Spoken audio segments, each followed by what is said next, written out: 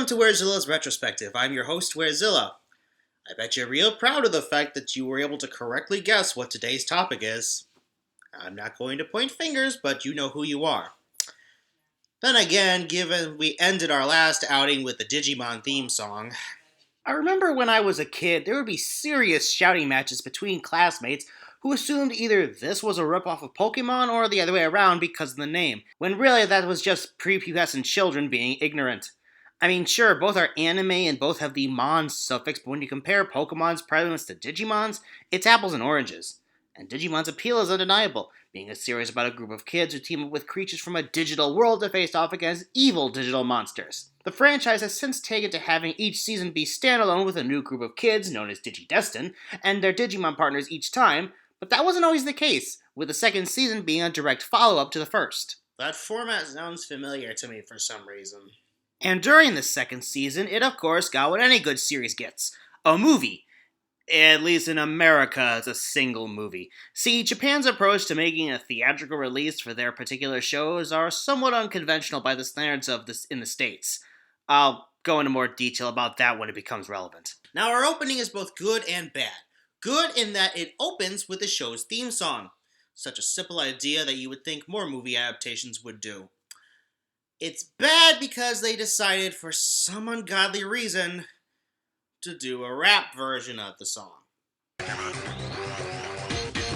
Digivolution is up and running. Did you see? Did you hear? Did you know what's coming? A Digidestined. This may have come out in the year 2000, but the 90s still weren't over just yet. The first 15 minutes of this movie is a longer retelling of the first time the Digidestined saw Digimon in the real world.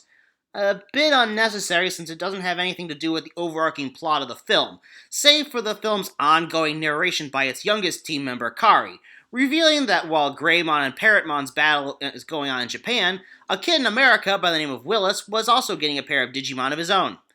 Still, it does show off some impressive animation that we never got from the show, though the coloring is a bit murkier. And as intrusive as it is, Kari's narration isn't without its amusing bits. He had a strange way of showing his appreciation. The actual plot begins sometime after the events of Season 1, where all the Digidestined are back in the real world, and for really poor reasons, Sora is mad at Tai, who is trying to write an apology letter, before Kari interrupts him with a shout-out to one of Saban's other works. I'm going to a birthday party. I got my friend a pink Power Ring. Cute. Though this will call attention to an issue a little later. And no, I'm not talking about the shared voice actors between both shows. Because if I try to point out every familiar voice between the two, I could fill a separate video entirely with them. Moving right along, another member of the team, Izzy, discovers a Digi-Egg on the internet. A bit confusing since the relationship between the real world, the Digi-World, and the internet wasn't as played up as much in the show as it is in this film. The second season showed computers were more or less a gateway between the two, but here the internet is treated like it's a whole separate dimension like the digital world. On that topic, the Digimon hatches from the egg and is infected with a virus that makes it hungry for data, and it starts eating up information from all over the world. I wish Agumon was here to help us. Tai! Don't forget me! Tentomon! Who else is there? Gabumon! Salmon! Hanuman! Gomamon! Gatomon! You're on. Gypsy. Dumb servo. Check me out. Unfortunately, because the rest of the Digidestined are otherwise indisposed, only Agumon and Tentomon are able to travel through the internet to deal with this hostile Digimon, which has already digivolved to his rookie form, Karamon. And the fact that it's only in its rookie form makes it all the more confusing when Agumon says it's tougher than the Dark Masters. Remember them? The villains from the final arc of Season 1? The ones that killed off numerous secondary characters? You'll have to forgive me for not believing you on that.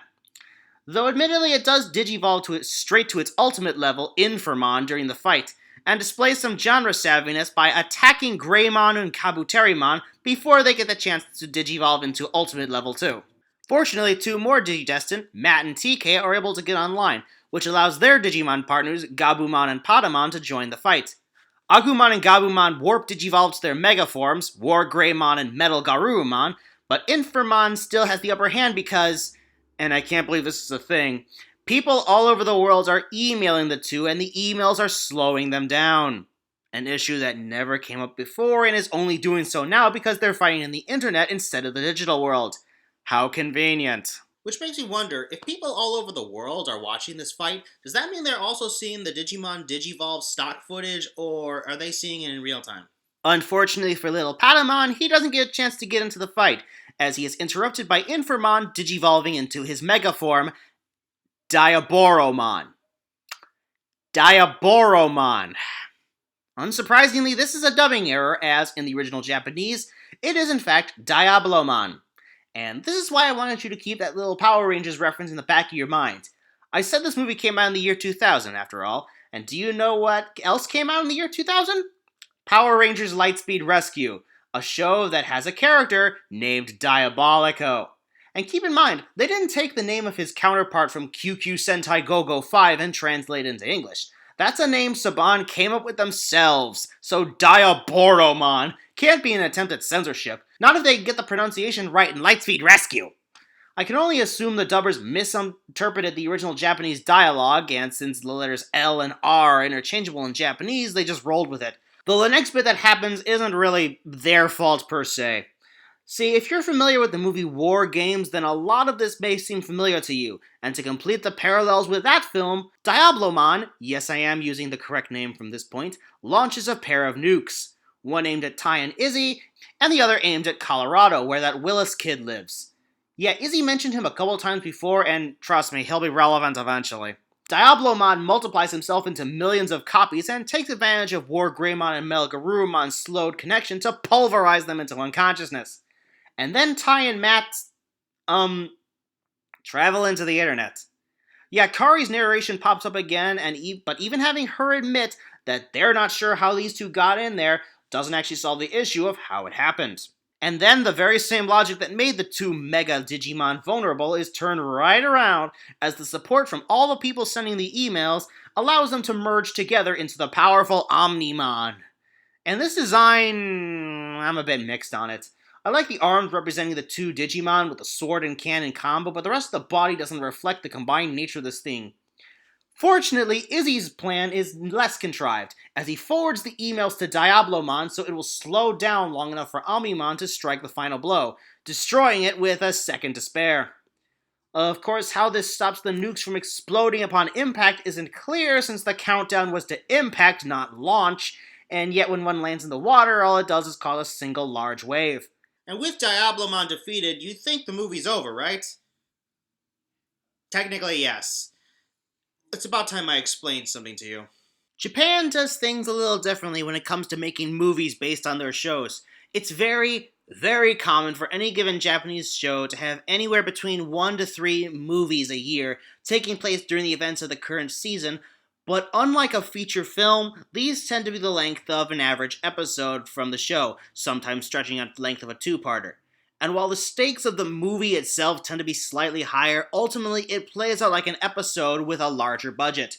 And rarely will it affect the series proper, being completely standalone, especially when it contradicts continuity. Digimon the movie is 3 of these movies: the Greymon-Parrotmon battle, Diablomon's attack on the internet, and our third segment are all standalone movies released during the airing of the season 1 and 2 respectively in Japan. However, releasing a pair of films that short here in America would not fly, especially with Digimon being so popular at the time. That's why Kari's narration has repeatedly mentioned the American kid Willis, as well as why Diablomon launched a separate missile at him, because he's supposed to be the link between the 3 stories, when in the original Japanese version of these movies, he was only involved in the last one. And it's by no means a seamless transition. I called Kari's narration intrusive for a reason. And then there's the fact that Izzy is in contact with Willis, despite the fact he should not know about any other Digidestin outside of the original 8 from the first season. It feels like a dub edition that doesn't flow with the rest of the action. Because it is. And at this point I'm just stalling.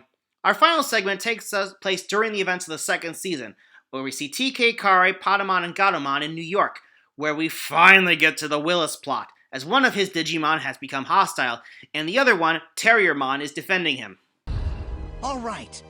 Tell me, what do you want? I think it's a little late for him to go back now, considering we're at the point where he's actually going to be relevant. Willis and Terriermon make their way to Colorado with the Digidestined following his trail. Though incidentally, TK and Kari, the ones who first spotted him, are stalled on a train and left out for most of the action. It's Davis, Coley, Yole, and their Digimon partners who arrive and reach Willis first. A real shame because, well, I have nothing against most of these characters. Even Davis' own Digimon, Vmon, isn't too bad.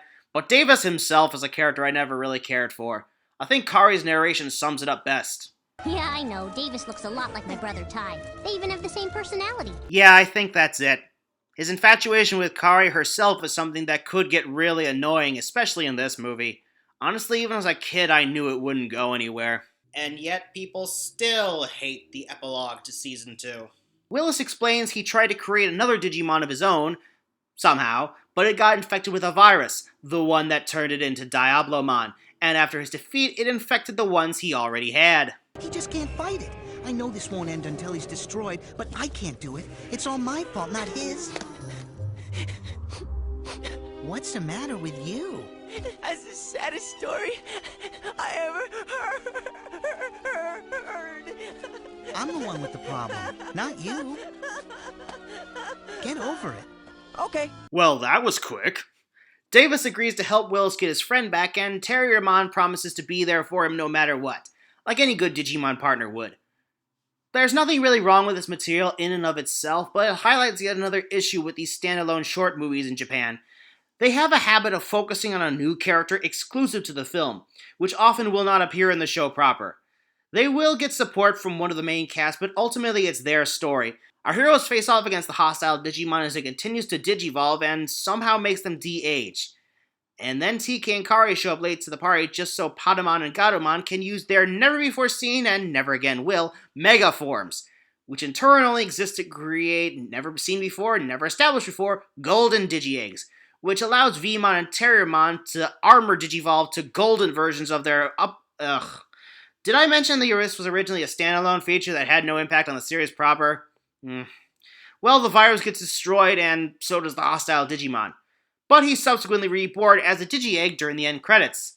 Despite the fact that Digimon who die in the real world can't be reborn like that, but at this point, is anyone really surprised they're breaking their own rules? What is surprising is that while Saban probably did this specifically to keep kids from being confused, I don't think I would have been if they had just made it an anthology. Because when I was a kid and saw this for the first time, I saw it was only fitting that the two teams of Digidestined would get their own segments in the movie, since there wasn't a feature length for each one. Because what they ended up doing only hurt the third segment. Mind you, it was the one that was the most flawed, but the additions didn't help. They did give Diablomon a backstory not present in the original Japanese version, so at least one thing was done right. Though on the flip side, the whole War Games homage plays more into the second segment than the general formula into the show, which might be why it feels slightly off. It does have the only good song of the original tracks of this movie, since the rest are all pop songs that feel really out of place. And ain't that something where there's one thing that was good in one segment, but the exact same thing was bad in another? It's like the give and take version of quality. So what did we learn today? Well, perhaps trying to combine unrelated stories by use of narration and a few throwaway lines are not enough. That the way Japan does its movies don't work the same way they do elsewhere in the world. And though this movie does have its issues, it did set the stage for things that would be used in later Digimon works. Since it mostly takes place in the real world, the third segment wouldn't be too out of place in an episode of the third season. I mean, you already got Terriermon, who is a main character in that season. A virus serving as a villainous force would also drive much of the plot of the third season's second half. And Digimon Combined would also be seen in Season 4 and beyond. And at the end of the day, that's what the Digimon movie is. A standalone piece that really just influences ideas for future works, rather than have any impact on the actual series. That probably affects people like me more than people who just aren't as interested in continuity and things that affect the overall franchise. Which is why, when I first learned about the existence of our next topic, my first reaction was to scratch my head in confusion.